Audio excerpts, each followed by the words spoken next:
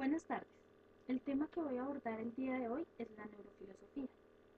La neurofilosofía en su desarrollo se encarga de investigaciones filosóficas desde un entorno neurológico, de dar explicaciones basándose en partes neurológicas del cerebro, dando respuesta a términos filosóficos. Sin embargo, se puede hablar de un enfoque, siendo este la filosofía de la neuro, que se encarga de dar solución a varios términos neurológicos explicados desde un enfoque filosófico. Asimismo, la neurofilosofía tiende a una unificación del esfuerzo científico y filosófico, con un solo objetivo, el de mejorar la comprensión de la naturaleza, buscando así una solución a los problemas de los seres humanos, basándose en estrategias o argumentos tanto científicos como filosóficos que de alguna manera terminarían complementando dichos argumentos, con un fin, el de mejorar el bienestar del ser humano. Otro tema importante es la neurofilosofía de la conciencia, el cual se va a encargar de incluir cuestiones filosóficas relativas a la conciencia fenomenal, especialmente en las cuestiones que hacen que los estados mentales sean conscientes. Por tanto, ¿de qué cosas somos conscientes? La palabra conciencia tiene su raíz latina en conscio, en un sentido latino original. Ser consciente de algo que iba a compartir el conocimiento de la misma con otra persona o con uno mismo. Se trata de hallar el conocimiento, el cual a menudo provenía de algún secreto, de algo vergonzoso, fuente de un mal consciente o de una mala conciencia. Se pueden encontrar algunos tipos de conciencia muy importantes, los cuales abordaré a continuación. El primer tipo de conciencia es la conciencia como vigilia.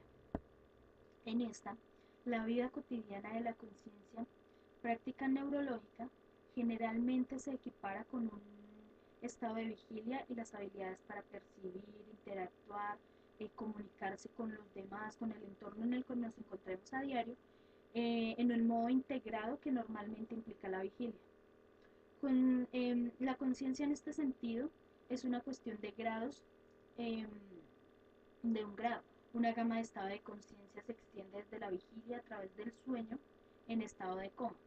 Estos estados se pueden definir de manera objetiva, con criterios de comportamiento como los suministrados por la escala de coma de Glasgow. Un segundo tipo de la conciencia es la conciencia como experiencia. En esta, su primera acepción es la expresión conductual de nuestro estado de vigilia normal. Pero cuando se es consciente en este primer sentido, siempre estamos conscientes de algo. En su segunda conciencia sensorial es el contenido de la experiencia de momento, que se siente, que es el cual la persona se siente determinada. En términos más generales, existe una profunda insatisfacción con la separación cartesiana del cuerpo y de la mente, y el deseo de encontrar un lugar para la experiencia subjetiva en la imagen del mundo científico. Varios autores han seguido a William James en la búsqueda de caracterizar las propiedades generales de la conciencia, las cuales piden una explicación científica. Hay un amplio consenso en que, además de su carácter cualitativo, las siguientes características también son fundamentales. Primero que todo, la conciencia es personal, implica un sujeto consciente, con un punto de vista necesariamente limitado. Sus contenidos son estables durante periodos cortos, con una duración de entre cientos de milisegundos a unos pocos segundos, pero característicamente varían con intervalos más largos. Este contenido se unifica en un momento dado, que son continuos en el tiempo, en el sentido en que la mente normalmente nos permite conectar con la conciencia del presente, como también conectar con la conciencia del pasado. La conciencia es selectiva como un primer plano y de fondo, y una capacidad limitada en un momento dado. Sin embargo, se extiende sobre innumerables contenidos, con contribuciones y potenciales de cada uno de los sentidos, y desde los cuales los principales procesos psicológicos, incluyendo el pensamiento, la emoción, la imaginación, el lenguaje y la planificación de algunas acciones. Un tercer tipo de la conciencia es la conciencia como la mente, en la cual cualquier estado mental con un contenido proposicional puede decirse que es algo consciente que creemos, la esperanza, el miedo, la intención, el esperar, el deseo, entre otras cosas. Por tanto, podemos decir con exactitud que un ejemplo de esto es cuando un primer ministro es consciente de las crisis de financiación de los servicios de salud, en un momento en que su pensamiento se ve bastante ocupado. La mayor parte del reciente interés en la conciencia se ha centrado en un primer y un segundo sentido, en lugar de este tercer sentido en el cual la conciencia es un sinónimo de la mente. Puede ser útil para dar un ejemplo de la utilización de conciencia en cada uno de estos tres sentidos principales. Los abordaré en un ejemplo. Primero, encontramos que después de un intervalo de lucidez, un soldado herido queda inconsciente. Como segundo, que se tome conciencia de un sentimiento de temor y que se empieza a sentir un fuerte olor de goma quemada. Y por último, el que sea consciente de que se puede forzar su paciencia.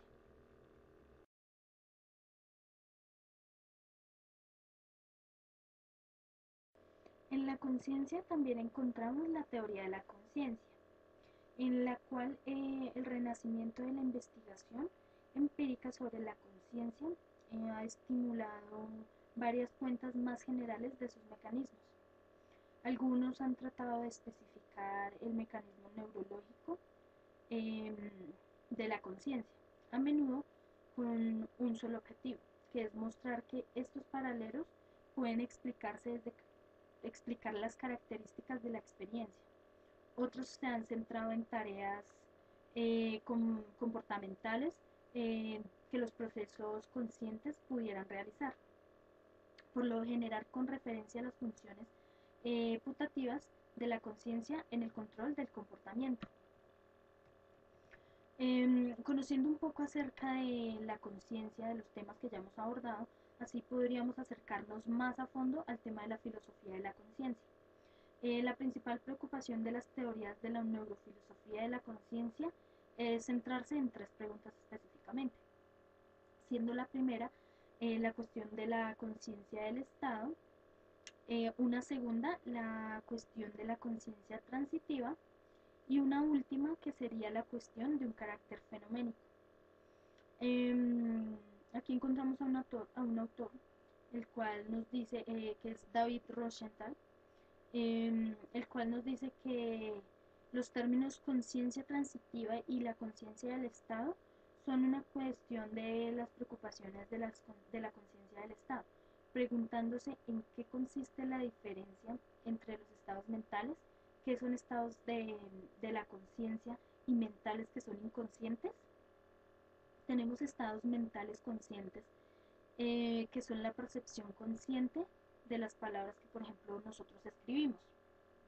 Los estados mentales eh, también que varían con respecto a si son conscientes, considerándose, por ejemplo, la memoria del nombre de la mamá, en el cual usted puede haber tenido este recuerdo durante muchos años, pero solo hasta en este momento en el cual yo les mencioné la oración anterior, es muy poco probable que se trate de una conciencia de la memoria. Por tanto, ¿en qué consiste una diferencia entre los estados mentales conscientes e inconscientes? La cuestión de la conciencia transitiva, por otra parte, la cuestión de la conciencia transitiva se refiere a qué es de lo que somos conscientes. Cuando uno tiene un estado consciente, por lo general, aunque no sea en todas las ocasiones, uno se da cuenta de ese estado. Como cuando soy consciente de un insecto que está zumbando en este momento, y más cuando ese insecto provoca una emoción, puede ser negativa en mí. Las cosas pueden variar con respecto a si soy consciente de ello, como por ejemplo cuando soy intermitentemente consciente, en el momento en que me encuentro en un restaurante y las personas de mi alrededor están en una conversación. En ese mismo momento me encuentro intermitente de esa conversación. No estoy del todo consciente de lo que ellos están hablando. Un autor que habla de la neurofilosofía de la conciencia es Paul Churchland, quien habla en su enfoque de perfil dinámico para la comprensión de la conciencia. De acuerdo a este enfoque, un estado de conciencia es una representación cognitiva, el cual tiene en cuenta cuatro condiciones. La primera condición es una atención que se centra en varios aspectos de entradas perceptivas. La segunda es una aplicación de interpretaciones conceptuales de esos insumos. Una tercera es el resultado de los insumos que son interpretados de manera conceptual en una memoria a corto plazo. Y por último encontramos una que nos permite dar una representación de secuencia temporal. Teniendo en cuenta estas cuatro condiciones, estas responden a lo que sería un estado de conciencia. Por tanto, Churchland describe que una representación consciente podría tener cualquier contenido o materia en absoluto, y es especialmente crítico con las teorías de conciencia que imponen restricciones a algunos contenidos de representaciones conscientes, a lo largo de tener que ser una autorrepresentación o una meta-representación. Para finalizar, considero que la neurofilosofía es una postura muy importante, ya que termina buscando argumentos tanto filosóficos como neurocientíficos eh, para resolver y así poder dar un mejor bienestar al ser humano, ayudar en los problemas y en lo que se presente en cada una de estas áreas. Y así también considero importante la conciencia, también porque esta juega un papel muy importante, sabiendo cada persona lo que realmente nos hace conscientes, eh, que esta conciencia se basa en habilidades para percibir, interactuar, comunicarnos con los demás en un entorno en el que nos encontremos, como lo mencionaba anteriormente, en el que nos encontremos a diario. También siendo conscientes, que se muestra que somos conscientes de lo que podemos escribir, que podemos ser intermitentemente conscientes de las conversaciones que escuchamos a nuestro alrededor, que del todo, o sea, somos conscientes de lo que realmente le ponemos atención, de lo que realmente nos interesa y, y lo que puede evocar alguna respuesta emocional en nosotros. Y seríamos intermitentes en lo que realmente no nos muestra como una emoción directa. Pues nada, es, este tema fue el que quise abordar para esta materia y muchas gracias.